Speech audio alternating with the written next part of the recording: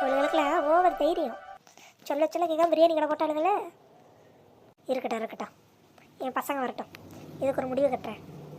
வயசான ஒருத்தி வீட்டில் இருக்காளே, காலையிலேருந்து அவளுக்கு ஒன்றும் கொடுக்கலையே அப்படிங்கிற நினப்பு இருக்கா ரெண்டு பேர்களுக்கும்.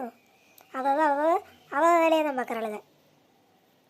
காலையிலேருந்து நம்ம பட்னி கிடக்கும். நான் குலோப் ஜாம் இல்லைன்னு பார்த்தா அதையும் இந்த வந்த தின்னுட்டு போயிட்டேன். சே, இவளுக்கு கையால் இனிமேல் ஒரு பச்சை தண்ணி கூட வாங்கி குடிக்கக்கூடாது. என்ன ஏன் கோவமா இருக்கீங்க? நீங்கள் பண்ணுற வேலைக்கு அப்படியே கிளுகிளுன்னு இருப்பாங்களோ. என் பீச்சு மீறி பிரியாணி கடை போட்டுட்டு இப்போ எதுக்கு கோவம் என்ன கோவம்னு என்கிட்டே வந்து குசல விசாரிக்கிறியோ? அது உங்களுக்காகலாம் போடலத்த, ஏதோ நாங்களும் நாடு காசு சம்பாதிக்கலான்னு ஒரு ஆசையில தான் போட்டது. உங்களை ஜெயிக்கணும் நான் ஒருபோதும் நினைச்சதில்லை. எனக்கு தெரியாது நீங்கள் என்ன ஜெயிக்க தான் போட்டீங்கன்னு. யாருக்கு அதில் வந்து பூவை சுற்றுறேன்? நெசம்தான். ஆமாம், பெரிய நெசம். காலிலேருந்து கிளவி ஊற்றி பட்டியை கிடக்கிறாளேங்கிற அக்கறை இல்லை, அதை பற்றி கவலை இல்லை. எனக்கு என்ன இருந்துட்டு இப்போ வந்து கதை விட்றியோ? இல்லைத்த, காலையிலேருந்து ஒரே வேலை. அதான் மோர் அடித்து வச்சு பழையது கடைஞ்சி வச்சுருந்தேன். கருவாடு தொக்கு கூட வச்சுருந்தேன் நேற்று. உங்களுக்கு அதான் ரொம்ப பிடிக்குமே. ஓஹோ, செஞ்சு வச்சா யார் எனக்கு எடுத்துகிட்டு வந்து கொடுக்குறது? நானே போய் எடுத்து குடிக்கணும் அப்படி தானே? அதான் எனக்கு கொடுக்குற மரியாதை. இல்லைத்த, வேலையில் மறந்துட்டேன். நீங்கள் சாப்பிட்ருப்பீங்கன்னு நினச்சேன். நீங்கள் எப்படி பட்டினியாக கிடக்கிறது எனக்கு தெரியாதுத்த. எனக்கு என்ன தெரியும்? டிங்கு டிங்குன்னு ஆடிக்கிட்டு கடை முன்னாடி போய் நிற்க தானே தெரியும். இதெல்லாம் எங்கே தெரிய போகுது? வயசான ஒருத்தி வீட்டில் இருக்காளுங்கிற அக்கறை இருந்தால் தானே. இதை மன்னிச்சிருங்கத்த. இங்கே பார்த்தீங்களா, மதியத்துக்கு உங்களுக்காக பிரியாணி ஆனால் லெக் பீஸோடு எடுத்துகிட்டு வந்திருக்கேன். சாப்பிடுங்க. பிரியாணி அடியை சரசு வேணாம், சொல்கிறத கேளு. ஒரு ரோசத்தை குறைச்சி பிரியாணின்னு வாயை பழக்காத. அப்புறம் நீ சோத்துக்கு தான் அலையிறேன்னு நினச்சி உன்னை எவ்வளோ மதிக்க மாட்டாளுங்க. இந்த பிரியாணியை மட்டும் நீ வாங்கின உன் மரியாதை உன்னை விட்டு பறந்து போயிடும். உன் கெத்தை விட்டுறாத சரசு. உன் கெத்து உன் கெத்தை காட்டிடு. பிரியாணியை வாங்கின நீ தோத்துட்டதா அர்த்தம். என்ன யோசிக்கிறீங்க? என்ன சாப்பிடுங்க. என்ன நினச்சிட்டு இருக்க நீங்க? நான் சொல்ல கேட்காம பிரியாணி பண்ணிட்டு அந்த பிரியாணி எனக்கே வேறு தருவீங்களோ? தெரியாதே, அதை எடுத்துகிட்டு போயிரு.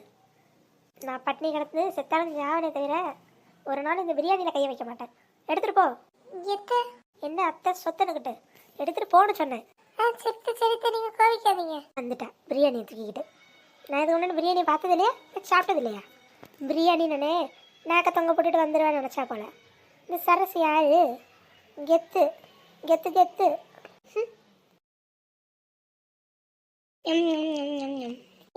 பிரியாணி எப்படி இருக்கு? சித்தி கொண்டாந்து கொடுத்ததுன்னு பதிலே சொல்லல. நீ பாட்டுக்கு சாப்பிட்டுக்கிட்டே இருக்க. சித்தி, நான் சாப்பிட்றதுலேயே உனக்கு தெரிய வேணாமா? பதில் சொல்கிறது கூட எனக்கு பிடிக்கல. சாப்பாடு அம்பிட்டு ருசியாக இருக்கு, ஆனால் நேரத்தை வேஸ்ட் பண்ணக்கூடாதுன்னு சாப்பிட்டுட்டு இருக்கேன். அதுவும் லெக் பீஸ் அல்டிமேட்டு. பத்தியா, உங்கள் அம்மா செஞ்சதுதான். பிரியாணி எம்பிட்டு நல்லா இருக்கு. சித்தி, இனிமேல் நம்ம வீட்டில் பிரியாணிக்கெல்லாம் தினைக்கும் போட்டால் தினைக்கும் பிரியாணி தானே? ஆமாம், கண்டிப்பாக நம்ம வீட்டில் இனி தினைக்கும் பிரியாணி தான். அப்போ தினைக்கும் எனக்கும் 2-3 பிளேட் எடுத்து வச்சிடணும் சித்தி. அப்புறம் உனக்கு இல்லாமையா? முதல்ல உனக்கு எடுத்து வச்சுட்டு தான் வியாபாரமே ஆரம்பிப்பேன், சரியா? சூப்பர் சித்தி, சூப்பர். நான் சாப்பிட்றேன். என்ன இந்த அக்கா போகிறப்ப நல்லா 1000 நோட்ஸ் பருப்பு மாதிரி போனாங்க. இப்போ ஏதோ ஃபீஸ் போன பருப்பு மாதிரி வந்துட்டு இருக்காங்க. அது இலையில பிரியாணி வேறு அப்படியே இருக்கு. இப்படியம்மா நீ சாப்பிட்டுட்டு சித்தி வந்துடுறேன். ஏக்கா, ஏன் மூஞ்சி வாடி போய் கிடக்கு? என்னாச்சு? அதெல்லாம் ஒன்றும் இல்லடி, சொல்லுங்க.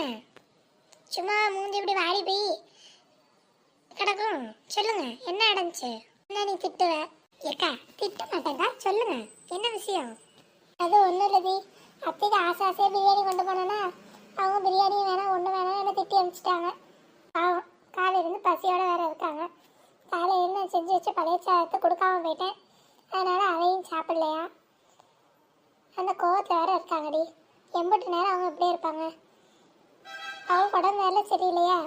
சாப்பிடாம இருந்தால் மயக்கம் வந்துடும். அப்புறம் அதுக்கும் சேர்த்து நான் தான் வீட்டுக்காரர்கிட்ட திட்டு வாங்கணும். வருத்தமாக இருக்குது. ஏக்கா விடுங்கக்கா, சாப்பிட்லன்னா பிரியாணி மிச்சம். நாள் இல்லாதவங்களுக்கு கொடுத்துட்டு போயிடலாம். ஆவண்டி வயசானவங்க. சரி விடுங்க. இப்போ என்ன, அந்த கிளம்பி இந்த பிரியாணியை சாப்பிட்ணும் அப்படி தானே? அதுக்கு நான் ஒரு வழி பண்ணுறேன்.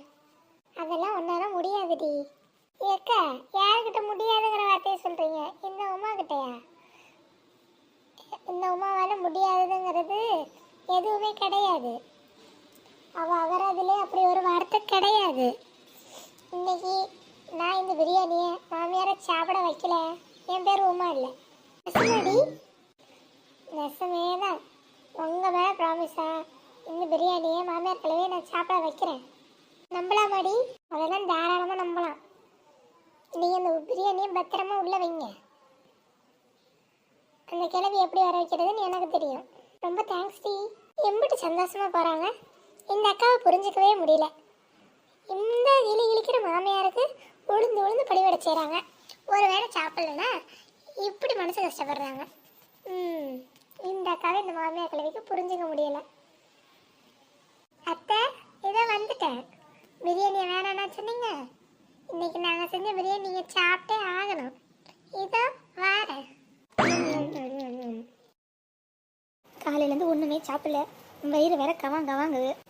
இந்த மல்லிகா வேற பிரியாணி எடுத்துகிட்டு வந்தா. அதையும் கொஞ்சம் ரோசப்பட்டு வேணான்னு சொல்லிட்டோம். இப்போ என்ன பண்ணுறது? ஏதாவது சமைச்சு சாப்பிட்லாம்.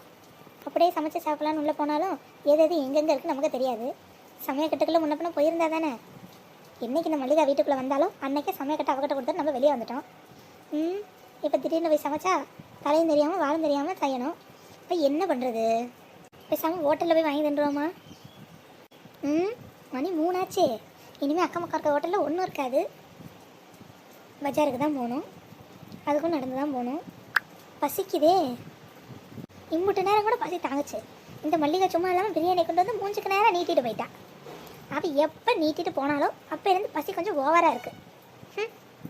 இப்போ என்ன பண்ணுறது? பேசாமல் நம்ம பொண்ணுக்கு ஃபோன் அடித்து அங்கே போய் சாப்பிட்லாமான்னு பார்ப்போம். இங்கே இருக்குது. ஃபோனை போடுவோம். ரிங்க போகுது. நம்ம பிள்ளை நமக்காக இன்னைக்கு கறிச்சோறு கூட சமைச்சு போடுவாள். இவளுக்கு என்ன பிஸ்கோத்து? அவள்கிட்ட சொன்னே போதும், 5 நிமிஷம் எல்லாம் ரெடி ஆகிடும். ஃபோனை எடுக்கட்டும். எடுத்துட்டா. ஹலோ, நான் பெத்த மகளே. ஹலோ அம்மா சொல்லு. அடி, நான் உன் வீட்டுக்கு வரலான் இருக்கேன்டி. இன்னைக்கு என்ன சமைச்ச? ஏம்மா நீ எங்கே போய் என்ன பண்ண போகிற? நானே வீட்டில் இல்லை. நானும் என் வீட்டுக்காரரும் வெளியே ஹோட்டலுக்கு வந்திருக்கோம்மா. இன்னைக்கு நாங்கள் பிரியாணி சாப்பிட்லான்னு வந்தோம். நீயும் பிரியாணி தான் சாப்பிட போறியா? ஆமாம்மா. ஏன் நம்ம வீட்டில் இன்னைக்கு பிரியாணியா? ஆமாம்மா. இவளுக்கும் பிரியாணின்னா கூத்து பண்ணிட்டு இருக்காளுங்க. அப்புறம் என்னம்மா நீ சாப்பிடு. ஏண்டி, நான் தான் இவங்களோட சரியாக பேசுறது இல்லைன்னு சொன்னேன்ல. இவன் என்கிட்ட சவால் விட்டுருக்கான்னு ஒன்றுன்னு சொன்னேன்ல. நான் இங்கெல்லாம் ஒரு வாய் சாப்பிட மாட்டேன்டி. நான் உன் வீட்டுக்கு வந்தா நீ சமைச்சு போடுவேன்னு பார்த்தேன். நீ என்ன உன் புருஷனோட வெளியே போகிற. இப்போ நான் என்ன பண்ணுறது? அம்மா 1000 பிரச்சனை இருக்கட்டுமா? பிரியாணியை காக்க வைக்கக்கூடாது. பேசாமல் அண்ணி கொடுக்குற பிரியாணியை சாப்பிட்டுட்டு கம்முன்னு படுத்து தூங்கு. என்ன இவன் நமக்கு ஆதரவாக பேசுவானா? அந்த பிரியாணியை சாப்பிட்டு கம்முன்னு தூங்குங்கிற. என்னம்மா சத்தத்தையும் காணோம்? அடி, ஹோட்டலில் தானே இருக்க. வரப்போ அம்மாக்கு ஒரு பிரியாணி வாங்கிட்டு வந்து வீட்டில் கொடுத்துட்டு போ. ஏம்மா நாங்கள் ஹோட்டல்லேருந்து நேராக சினிமா தேட்டருக்கு போகிறோம். போயிட்டு படமெல்லாம் பார்த்துட்டு நைட்டு தான் வீட்டுக்கு வருவோம். நீ பாட்டுக்கு நான் பிரியாணி வாங்கிட்டு வருவேன்னு வாசலே உட்காந்து கிடக்காத. இருக்கிறது ரெண்டு அமைதியாக இரு. என்னடி நீ இப்படி சொல்கிற? அப்புறம் எப்படி சொல்லுவாங்க? நீ சும்மா அன்னைங்கள்ட்ட ஏதாவது உரண்டு எழுத்துட்டு அலையாத. பேசாமல் கொடுக்குறத சாப்பிட்டுட்டு அமைதியாக இரு. சரி சரி, நீயே மாப்பிள்ளையோட வெளியே போயிருக்க. ஒன்று நான் வேற கவர்மெண்ட் பண்ணி தொந்தரவு பண்ணிகிட்டு இருக்கேன். சரி நீ பாரு, நான் அப்புறம் பேசுகிறேன். சே, நம்ம பொண்ணு நமக்கு சோறு போடுவான்னு பார்த்தோம். இப்போ அதுவும் இல்லை. இப்போ என்ன தான் பண்ணுறது? பசியில் காதெல்லாம் அடைக்குதே. என்ன பண்ணலாம்? அவசரப்பட்டு பிரியாணியை வேறு வேணான்ட்டோம். இப்போ ஏதாவது பண்ணணுமே. மறுபடியும் போய் கேட்டால் நல்லாவா இருக்கும்? நம்மள அசிங்கமாக நினப்பா. என்ன பண்ணுறது?